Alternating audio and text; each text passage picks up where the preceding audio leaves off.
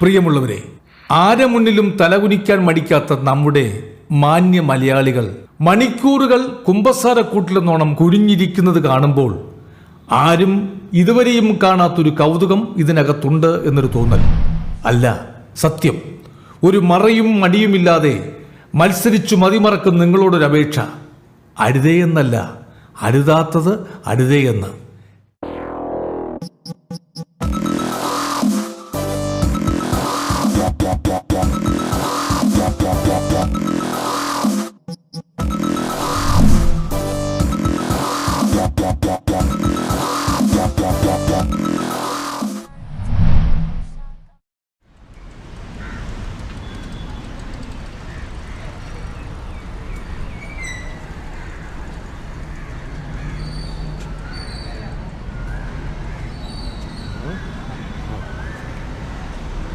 രാവിലെ ഇരിക്കില്ലേ, വല്ലതും വായിച്ച? ഒരു പേപ്പർ കൂടി വായിക്കണം. നേരം വെളുക്കും.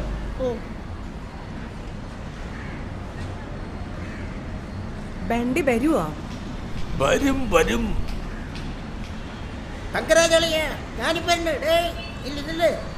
ഹലോ എടാ, ഞാനിവിടെ എത്തി. ആ, ഞാനിവിടെ വെയിറ്റ് ചെയ്യാം. നീ ഇതെവിടെയാ? എടാ, നീ ഇതെവിടെയാ? ഞാൻ ദാ ബസ് സ്റ്റാൻഡിലെത്തി.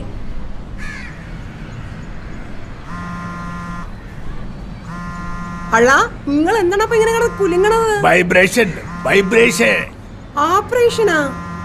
ഈ പിള്ളേര് ചെയ്യണ പോലെ നടു റോഡിൽ കിടന്ന് ഡിസ്കോ ഡാൻസ് ആടുന്നത് ബസ് സ്റ്റാൻഡാണ്, ബസ് സ്റ്റാൻഡ്. ഞാൻ കുറെ നേരമായിട്ട് വെയിറ്റ് ചെയ്യുന്നു. നീ ഇതെവിടെ ഇരിക്കുന്നേ?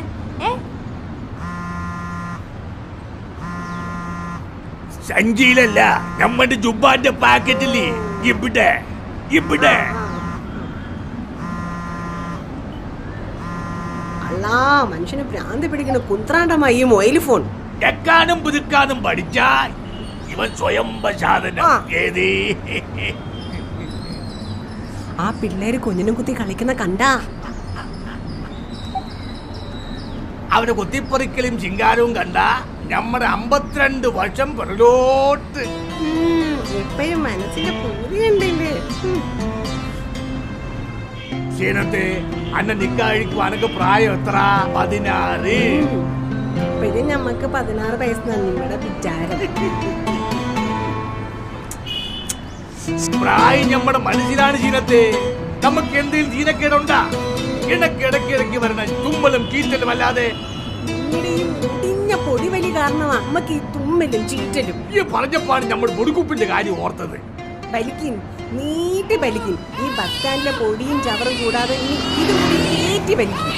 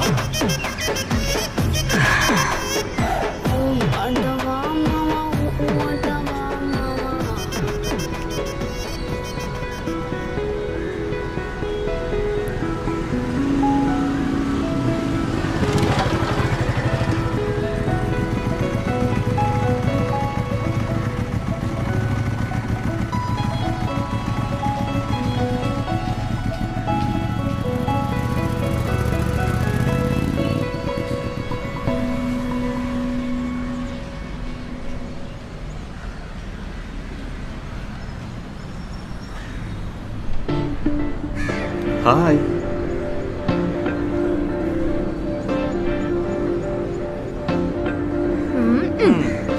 എന്താടാ എന്താ ഇനി അടുത്ത പ്ലാൻ? ഇങ്ങനെ പോയാലേ ഇപ്പൊ അടുത്ത് നിർത്തുന്ന വട്ടാ. ഇനി നമ്മുടെ ചുറ്റുകൾ നടക്കില്ല മോളെ.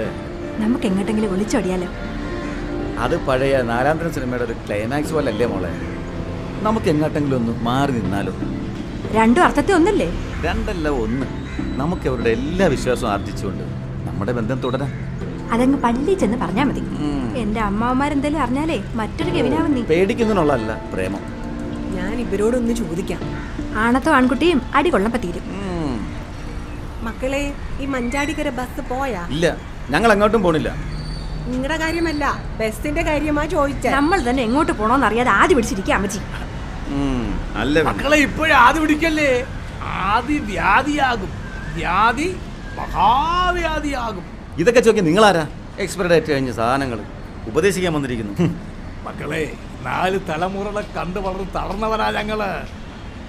ഒരുപാട് ജീവിത അനുഭവം ഉള്ളവര്. മിന്നുന്നതൊന്നും പൊന്നല്ല മക്കളെ, വെറും മിന്നാമിന്നുങ്ങളാ നിങ്ങള്.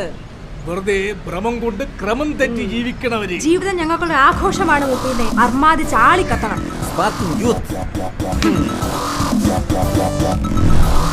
ഞാൻ ഹരിഹരൻ മാഷ്, പ്രായം 84.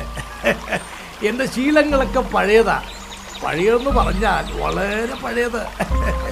കാലം കൊട, കുപ്പിവെള്ളം, തുണിസഞ്ചി, പിന്നിട്ട വഴികളും പഴയതാ. നിങ്ങൾ ഇതുവരെ കണ്ടത് 2 കുടുംബങ്ങളല്ല, 4 ജീവിതങ്ങളാണ്. നമുക്ക് അവരെ കൂടി കാണണം. കണ്ടിട്ടേ മടങ്ങാവൂ.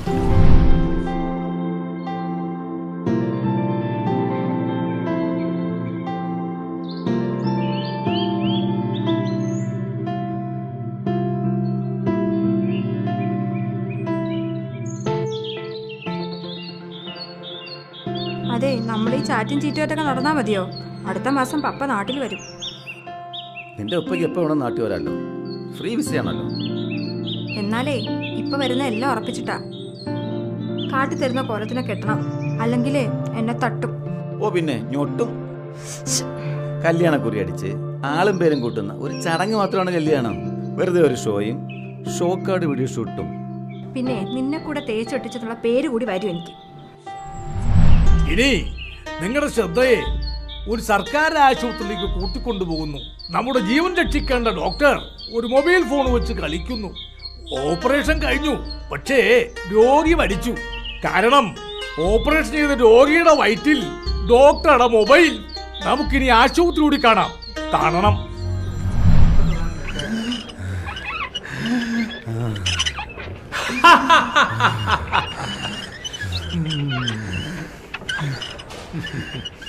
ഇയാൾക്ക് എന്താ അസുഖം? ആന്ധ്രവായു. ആന്ധ്രവായോ? തനിക്ക് കേരളത്തിലെ വായു ചോദിച്ചാ പോരെ? വെറുതെ വണ്ടിക്കൂലിങ്ങനെ നമുക്ക് ആന്ധ്ര വരെ പോണോ? ആന്ധ്രവായു. താനെന്താടോ ഈ കാലിങ്ങനെ പൊക്കി വെച്ചേക്കണേ?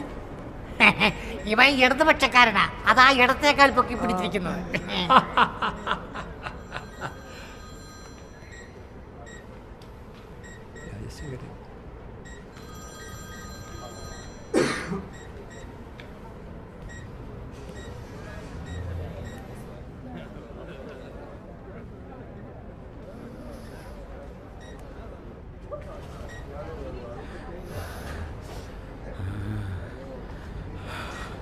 സാറേ, ഇയാളെ എന്ത് ചെയ്യട്ടെ? അഡ്മിറ്റ് ചെയ്യട്ടാ? എല്ലാം സൗദാമിനിയുടെ ഇഷ്ടം പോലെ. ഇയാളെ 4-ാം വഴി കൊണ്ടുപോ. എല്ലാവർക്കും ദുരിതം, നമ്മൾ എല്ലാവർക്കും ദുരിതം, ദുരിതം, ദുരിതം, ദുരിതം.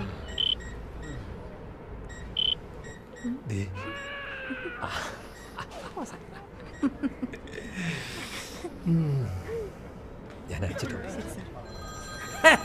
അടുത്തത് ECG എടുക്കാൻ പോയ മെഷീൻ എടുത്തോണ്ട് വരുന്നു. അവിടെ കറണ്ടില്ല പോലും. നിർബന്ധം പറഞ്ഞപ്പോഴേ കറണ്ടുള്ള എവിടെയും പോയി എടുക്കാൻ പറഞ്ഞു. അവർ മൊബൈലിൽ കളിച്ചോണ്ടിരിക്കുക. ഞാനിത് എടുത്തോണ്ട് പോകും. ഡോക്ടർ സാറേ, ഇവിടെ കളിക്കാൻ തുടങ്ങിയേ ഉള്ളൂ. ആ ആംബുലൻസ് ഡ്രൈവറെ 2 മൊബൈൽ വെച്ചാ കളിക്കണേ. സർക്കാർ ആശുപത്രി അല്ലേ, ഇതേ നടക്കൂ. 2 മോർച്ചലോട് വേണമെന്ന വകുപ്പ് മന്ത്രി ഉത്തരവ്. മയക്കാൻ 2, മുറിക്കാൻ 3, ഒടുവിൽ 2 കഷ്ണം പഞ്ഞി, അത് ഫ്രീ. ഇതെല്ലാം കണ്ടും കേട്ടും എൻ്റെ റബ്ബേ, ഒരു വട്ടം പ്രളയം വന്നു, 2 വട്ടം സുനാമിയും വന്ന്, 3 വട്ടം കോവിഡും വന്നു. എന്നിട്ടും കേരളത്തിനൊരു മാറ്റമില്ലേ?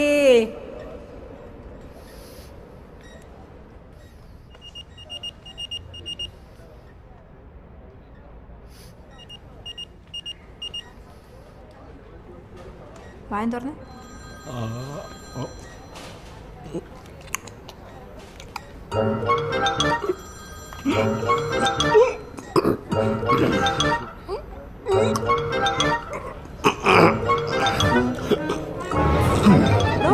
താനത് വിഴുങ്ങിയോ? ഇത്രയും വലിയ കുളിയിൽ നിന്നിട്ട് 1 ഗ്ലാസ് വെള്ളം തരാതെ കഷ്ടപ്പെട്ട് ഞാൻ അറ്റൻഡർ,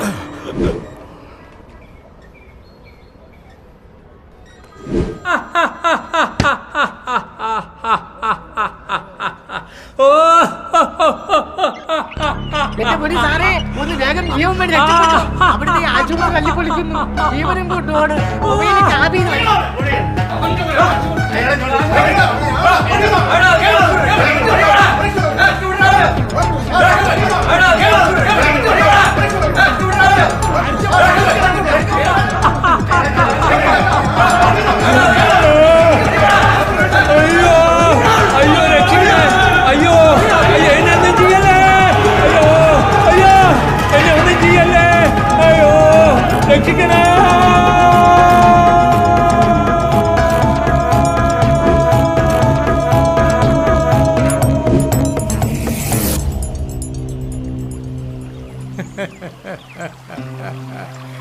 അവര് തൊട്ടുരുമി കളിക്കുകയല്ല, അവരോ അതിന്റെ ആഴങ്ങളിൽ നിന്നും കുത്തും പവിടവും വാരിയെടുക്കുകയാണ്, പഠിക്കുകയാണ്.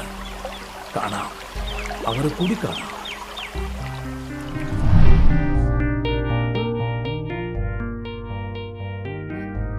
ആ കുട്ടിയുടെ അമ്മയെ ആ കുട്ടി എന്താ വിളിച്ചത്? അമ്മ അമ്മ എന്ന് വിളിച്ചു അല്ലേ? അപ്പോൾ നമ്മൾ ആരെ കുറിച്ചാണ് പറഞ്ഞത്? ഇത്രയും സമയം അമ്മ എന്ന് വിളിക്കുന്നതിനെ കുറിച്ചാണ് പറഞ്ഞത്. ഈ അമ്മ അമ്മ എന്ന് വിളിച്ചപ്പോൾ ആദ്യത്തെ അക്ഷരം എന്തായിരുന്നു?